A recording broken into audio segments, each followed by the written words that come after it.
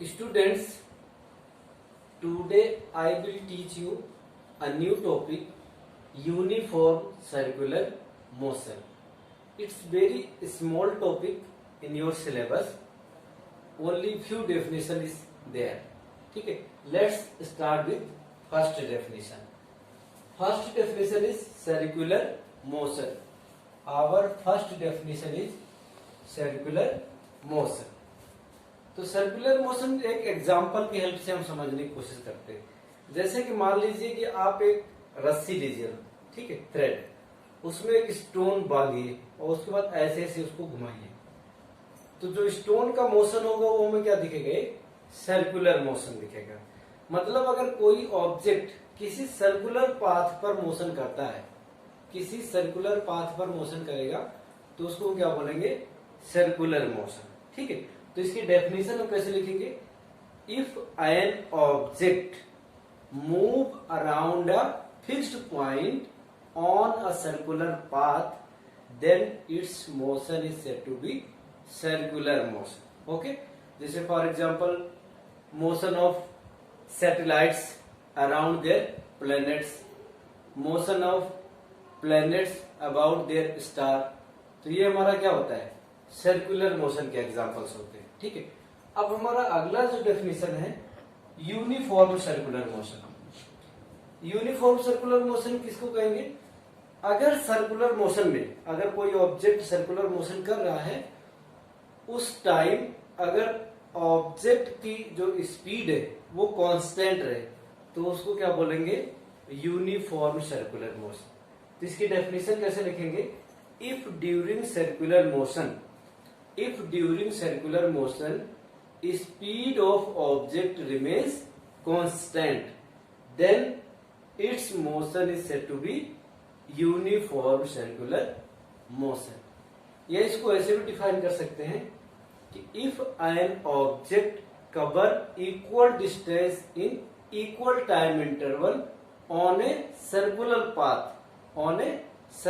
path, then its motion is said to be uniform circular motion. Okay, तो uniform circular motion का हमारा example ये है satellites, motion of satellites around their planet, motion of satellites around their planet. जैसे motion of हमारा moon, motion of moon around earth, ये भी क्या है? यूनिफॉर्म सर्कुलर मोशन का एग्जांपल है। अब देखो, ये हमारा रेडियन। रेडियन हमारा क्या होता है? ये है यूनिट ऑफ एंगल। ठीक है, एंगल की यूनिट होती है रेडियन। एक यूनिट आप एंगल की जानते हैं डिग्री, तो एक और यूनिट होती है रेडियन। तो रेडियन एक्चुअली होता है theta is equal to arc length upon radius. Arc length मतलब जैसे मान लीजिए कोई ऑब्जेक्ट है, यहां पॉइंट पी से मूव करना स्टार्ट करता है और एंटी क्लॉकवाइज मूव करके पॉइंट क्यू पर पहुंच जाता है, तो सर्कुलर पाथ पर ये जो डिस्टेंस होगी इसको क्या बोलेंगे? Arc length. इसको मान लीजिए एल है। अब इस आर्क लेंथ के दोनों पॉइंट को सेंटर से हमने ज्वाइन कर दिया, तो ये एंगल कितना बन गया? थीटा। तो इस एंगल को क्या बोलेंगे? Angle subtended by this arc on centre. ठीक है, तो थीटा एंगल इस आर्क ने यहां बनाया, इसकी रेडियस आर है, तो ये एल, आर और थीटा। थीटा क्या होता है? एंगल का सिंबल, इसको थीटा ऐसे लिखते हैं, थीटा इस एंगल का सिंबल होता है थीटा। तो थीटा इज इक्वल टू होता है L upon R radian. L upon, यहां पर एल क्या होगा? मीटर में, आर भी क्या होगा? मीटर में, सेंटीमीटर में भी, ये सेंटीमीटर में होगा तो ये भी सेंटीमीटर में होगा, कोई दिक्कत नहीं, कट जाता है ये। ठीक है, तो इसको, इस रेशियो को हम बोलते हैं एल अपन आर। इसका जो आंसर आएगा उस रेशियो, फिर हमारा क्या आएगा? इसके आगे जो यूनिट लिखेंगे उसको क्या लिखेंगे? रेडियन। तो अगर यहाँ पर L is equal to R हो जाए तो थीटा इज इक्वल टू क्या हो जाएगा? 1। मतलब थीटा इज इक्वल टू क्या हो जाएगा? 1 रेडियन।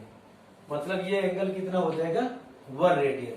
तो 1 रेडियन की डेफिनेशन अगर लिखना चाहे तो कैसे लिखेंगे? 1 radian is the angle. 1 radian is the angle subtended by an arc of a circle subtended by an arc of a circle at its center of length is equal to its radian।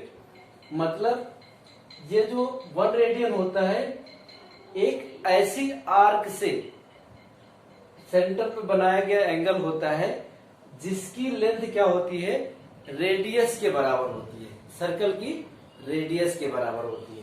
तो इसको हम क्या बोलेंगे, 1 radian. ठीक है। अब जैसे कि मान लीजिए ये पार्टिकल पूरा सर्कल घूम जाए तो जो आर्क लेंथ होगी वो कितनी हो जाएगी, 2 पाई आर, पूरा सर्कमफ्रेंस के बराबर। तो ये थीटा इज इक्वल टू कितना हो जाएगा, 2 पाई आर, और रेडियस कितना हो जाएगा, आर। तो थीटा इज इक्वल टू कितना हो जाएगा, 2 पाई रेडियन, 2 पाई रेडियन। तो ये अच्छा पूरा राउंड कंप्लीट करने में एंगल कितना घूमेगा पार्टिकल, 360 डिग्री। एंगल तब कितना हो जाएगा, 3, मतलब 360 डिग्री इज इक्वल टू हमारा कितना हो जाएगा, 2 पाई रेडियन। तो अगर हमें 1 रेडियन की वैल्यू निकालना चाहें एंगल के टर्म्स में तो हमारा 1 रेडियन, इसको ऐसे भी लिख सकते हैं या ऐसे भी लिख सकते हैं, ऐसे। और ये रेडियन के सिंबल या ऐसे लिख दे, कोई दिक्कत नहीं। तो 1 रेडियन इज इक्वल टू कितना हो जाएगा, 360 अपॉन 2 पाई। तो इसकी जो वैल्यू आएगी ये अप्रोक्सीमेटली आता है 57.3 डिग्री। इसकी वैल्यू अप्रोक्सीमेटली आती है 57.3 डिग्री। और इसको हम ऐसे कई बार लिखते हैं 1 रेडियन इज इक्वल टू, ये सिंप्लीफाई करेंगे तो 180 by pi degree. 1 radian is equal to क्या हो जाएगा, 180 बाई पाई डिग्री। अब देखो अभी मैंने बताया 1 रेडियन इज इक्वल टू क्या था, 180 बाई पाई डिग्री। तो 1 डिग्री इज इक्वल टू कितना होगा, पाई बाई 180 रेडियन। इसको ऐसे लिख सकते हैं पाई बाई 180 रेड, और इसको ऐसे भी लिख सकते हैं पाई बाई 180। ये होता है छोटा सा सी डिग्री का, सॉरी रेडियन का सिंबल, मतलब pi by 1 degree is equal to 1 degree is equal to क्या होगा, पाई बाई 180 रेडियन। ठीक है। तो ये हमारा एक एक्स्ट्रा मतलब है, इसको जानना चाहिए, आपको याद रखना चाहिए। 1 रेडियन इज इक्वल टू क्या होगा, pi by 180, sorry 1 degree is equal to होगा पाई बाई 180 रेडियन, और 1 रेडियन इज इक्वल टू होगा 180 बाई पाई डिग्री। मतलब 1 रेडियन इज इक्वल टू होगा 180 बाई पाई डिग्री। यहां पर पाई की वैल्यू कितनी होगी, 22/7, या जनरली कई बार हम ये भी लिख सकते हैं 3.1, ये वैल्यू। एंगुलर डिस्प्लेसमेंट, अभी आपने क्या पढ़ा था, डिस्प्लेसमेंट जो पढ़ा था वो क्या था, लीनियर डिस्प्लेसमेंट। अभी तक आपने जो डिस्प्लेसमेंट पढ़ा था उसको क्या बोलते हैं, लीनियर डिस्प्लेसमेंट। अब ये हमारा क्या, एंगुलर डिस्प्लेसमेंट। एंगुलर का मतलब क्या होता है, जैसे मान लीजिए ये सर्कुलर पाथ है, कोई ऑब्जेक्ट ये सर्कुलर पाथ है, इस पाथ पर मूव कर रहा है। तो मान लीजिए पोजीशन P से पोजीशन Q तक मूव किया, ठीक है। तो यहां से यहां तक मूव करने में ऐसे मूव किया, तो उसने एक एंगल घूमा, यहां सेंटर के अबाउट कितना एंगल घूमा, ये थीटा। तो गिवन टाइम इंटरवल में जो एंगल घूम रहा है, पार्टिकल रोटेट कर रहा है, तो उसको हम क्या बोलेंगे, एंगुलर डिस्प्लेसमेंट। तो इसको हम डिफाइन करेंगे, it is the angle through which an object moved about the centre of its circular path in given time interval. मतलब गिवन टाइम इंटरवल में कोई भी ऑब्जेक्ट अपने सर्कुलर पाथ के अबाउट जितना एंगल घूम जाता है उसको हम क्या बोलते हैं, एंगुलर डिस्प्लेसमेंट। एंगुलर डिस्प्लेसमेंट की यूनिट आप लिख लेना, एंगुलर डिस्प्लेसमेंट की यूनिट होती है रेडियन, मतलब जो एंगल की यूनिट होती है वही होगी, ठीक है, रेडियन। अब यहाँ पर एंगुलर वेलोसिटी की बात करते हैं, तो वहां पहले हमने कौन सी वेलोसिटी पढ़ा, तो वो वेलोसिटी थी लीनियर वेलोसिटी। अब जो वेलोसिटी पढ़ेंगे वो हमारा क्या है, एंगुलर वेलोसिटी। एंगुलर का वेलोसिटी का मतलब हुआ rate of change of angular displacement. Rate of change of angular displacement is called angular velocity. तो इसको हम, इसकी डेफिनेशन क्या होगी, rate of change of angular displacement with time. Rate of change of angular displacement with time is called, तो angular displacement की definition समझ गए, rate of change of angular displacement with time is called angular velocity. जिससे हमारी linear velocity क्या थी, rate of change of displacement with time, वो क्या था, लीनियर वेलोसिटी। यहाँ पर rate of change of angular displacement with time called angular velocity. इसको हम ओमेगा, ये जो सिंबल होता है इसको बोलते हैं ओमेगा। तो ओमेगा इज इक्वल टू क्या होता है, थीटा बाई टी, मतलब एंगल बाई टी। तो इसकी यूनिट क्या हो जाएगी, थीटा की यूनिट क्या होती है, रेडियन, और इसकी यूनिट क्या होती है, सेकंड। तो एंगुलर वेलोसिटी की जो यूनिट होगी, एंगुलर वेलोसिटी की यूनिट हमारी होगी रेडियन पर सेकंड, रेडियन पर सेकंड। अब एंगुलर एक्सीलरेशन, लीनियर एक्सीलरेशन आप पढ़ चुके हैं, अब क्या होगा, एंगुलर एक्सीलरेशन। लीनियर एक्सीलरेशन क्या था, rate of change of linear velocity with time, उसको बोलते हैं लीनियर एक्सीलरेशन। तो उसको हम केवल एक्सीलरेशन ही बोलते थे। अब यहां पर हमारा एंगुलर एक्सीलरेशन है, तो एंगुलर एक्सीलरेशन क्या होगा, rate of change of angular velocity with time. Rate of change of angular velocity with time is called angular acceleration. तो इसको हम रिप्रेजेंट करते हैं अल्फा, ये वाला जो सिंबल होता है alpha. Alpha is equal to omega by T. Omega क्या है, एंगुलर वेलोसिटी, ये हो गया टाइम। तो अब इसकी यूनिट क्या हो जाएगी, alpha is equal to omega by T. तो अल्फा की यूनिट क्या होगी, मतलब एंगुलर एक्सीलरेशन की यूनिट, इसकी यूनिट क्या होगी थी, रेडियन पर सेकेंड, एक सेकेंड और नीचे आ जाएगा तो आएगा रेडियन पर सेकेंड स्क्वायर। उसकी यूनिट क्या थी, मीटर पर सेकेंड स्क्वायर। तो यहां पर क्या होगी यूनिट, रेडियन पर सेकेंड, क्योंकि वहां डिस्टेंस चेंज होती है, डिस्प्लेसमेंट चेंज होती है, तो डिस्प्लेसमेंट की यूनिट क्या होती है, मीटर, मीटर पर सेकेंड स्क्वायर। यहां पर एंगल चेंज हो रहा है तो हो जाएगा रेडियन पर सेकेंड स्क्वायर।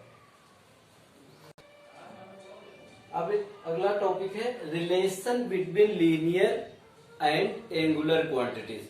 मतलब ये हुआ रिलेशन बिटवीन लीनियर डिस्प्लेसमेंट और एंगुलर डिस्प्लेसमेंट। दूसरा relation, relation between angular velocity and linear velocity. तीसरा relation, relation between angular acceleration and angular linear acceleration. Angular acceleration and linear acceleration. तो देखो पहले तो सीधा हमारा ये हो गया, theta is equal to L by R. तो ये हमारा क्या है, लीनियर डिस्प्लेसमेंट, ये हमारा लीनियर डिस्प्लेसमेंट हो गया, और ये हमारा क्या होगा, एंगुलर डिस्प्लेसमेंट। तो हमारा ये पहला रिलेशन हमारा आ गया, theta is equal to L by R. दूसरा देखो, अब ये फॉर्मूला वो पता है, theta is equal to L by R. अब इसमें टी से दोनों तरफ डिवाइड करो तो ये क्या बचेगा, theta by T is equal to L upon T into R. तो ये एल अपॉन टी ये क्या होता है, लीनियर डिस्प्लेसमेंट अपॉन टाइम। तो ये क्या होता है, लीनियर वेलोसिटी। तो ये क्या होता है, एंगुलर वेलोसिटी। तो एंगुलर वेलोसिटी क्या होती है, omega is equal to V by R. Omega is equal to V by R, ये हमारा लीनियर वेलोसिटी, ये होता है एंगुलर वेलोसिटी।